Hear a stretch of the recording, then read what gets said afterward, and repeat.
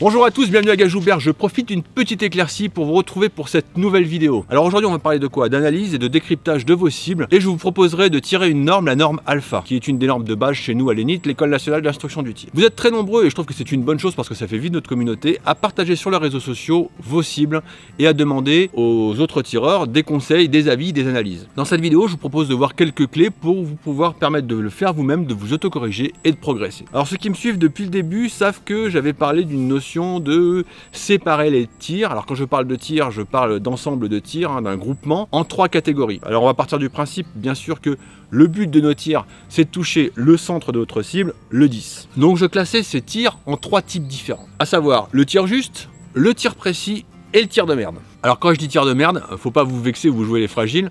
Des tirs de merde, on en a tous fait, c'est le point de départ. Et je veux qu'on voit ensemble comment les interpréter. Alors le tir de merde, c'est quoi? Le tir de merde, c'est ça. On peut voir que là, la gerbe, elle est en constellation sur la cible. Il n'y a pas de régularité et il y en a un petit peu partout. Et j'irai plus loin, ce tir de merde, on va le diviser en 2 sous-catégories. Le tir de merde normal, donc c'est la cible qu'on vient de voir là. Et le tir de merde zoné, c'est-à-dire qu'il sera plus concentré à gauche ou à droite. Bien sûr, suivant si on est droitier ou gaucher.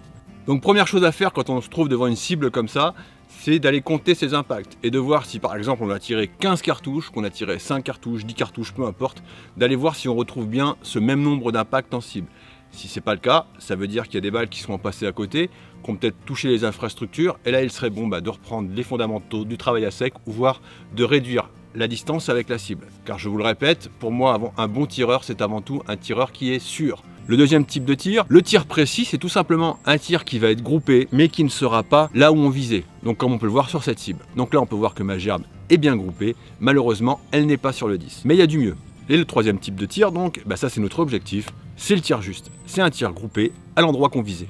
Alors pour en revenir à notre tir de merde, c'est ce qui va nous intéresser, la première chose que je vais faire c'est commencer par détruire la plus grosse excuse que j'ai pu entendre sur les stands de tir et que je peux entendre dans la bouche de plein de tireurs qui font ce genre de tir. Ouais mais c'est juste que mon arme n'est pas réglée. Non camarade, si tu fais ça, ça vient pas de l'arme. Le problème vient de l'interface sol-arme, c'est-à-dire qu'il vient de toi, enfin de nous, du tireur. D'accord? Il faut arrêter avec cette excuse. Il est fortement improbable que votre arme ait un défaut qui ne soit pas constant. C'est-à-dire que vous tiriez un coup là, un coup là, un coup là, un coup là, un coup là. Donc notre tir de merde, notre tir en constellation est tout simplement symptomatique d'une personne qui n'a pas été formée ou qui a mal été formée. En face d'une cible avec une gerbe comme ça, juste en regardant la cible, il va vraiment être compliqué d'établir un diagnostic bien précis. Pourquoi? Parce qu'il y a beaucoup de causes qui vont être derrière. Quand on a ce genre de résultat, ça peut venir de la position, de la prise en main, de l'anticipation, du verrouillage de la position, de tellement de choses qu'il va être vraiment très difficile de poser un diagnostic très fin.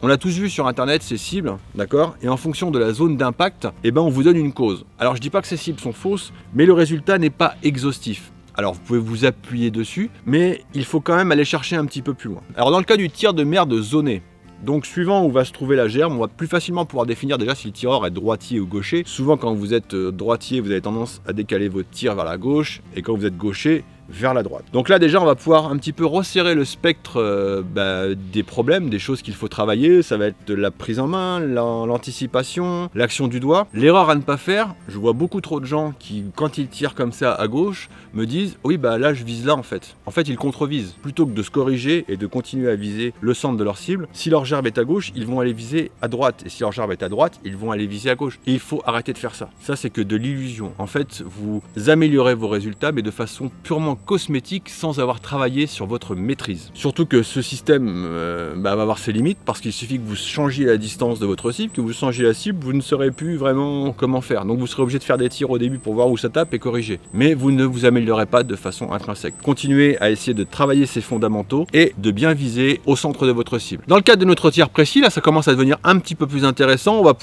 voir que c'est plus du réglage qu'il y a à faire du tireur, peut-être sur la position face à la cible. Ça dépend où va être placée la gerbe, mais on voit que le tireur est capable de répéter ce qu'il fait et il a une constance. Donc ça c'est une bonne chose. Dans ce cas précis, je veux bien admettre que ça peut être un problème de réglage du cran de mire ou d'un organe de visée. Pourquoi? Parce que quand il y a un défaut de l'arme, le défaut il va se répéter. Donc il n'y aurait pas d'incidence sur le groupement. Le groupement serait bon, il serait juste pas placé où il faut. Le tir juste, pas la peine de s'éterniser là-dessus. Le tir juste, c'est ce qu'on veut, c'est un tir groupé sur ce qu'on visait. Alors je sais, on se pose tous la question, est-ce que je suis un bon tireur? Alors avant tout, sachez que pour moi et pour beaucoup de gens, et à l'Énith, on pense que déjà, un bon tireur, c'est un tireur sûr. Je préfère quelqu'un qui ait une gerbe moins groupée, mais qui va être sûr avec son arme, que quelqu'un qui groupe comme ça et qui fasse n'importe quoi avec les règles de sécurité. Donc la première chose, c'est d'être un tireur sûr. Maintenant, si vous voulez étalonner votre niveau, juger votre niveau, je vous propose un petit test de tirer la norme alpha. À l'Énith, l'école nationale d'instruction du tir, on tire plein de normes pour évaluer notre niveau. La principale, c'est la norme alpha. Donc ce que vous pouvez faire déjà, c'est aller sur l'App Store, ou alors il est sur Mac et Android, vous pouvez la trouver, c'est l'application Énith, le roi du tir. C'est une application qui vous donnera plein de normes avec un timer et les règles. Deuxième chose, je vous invite à vous rendre sur le site tirdeloisir.org pour télécharger les cibles Énith au format A4 et A3. Donc pour tirer cette norme alpha,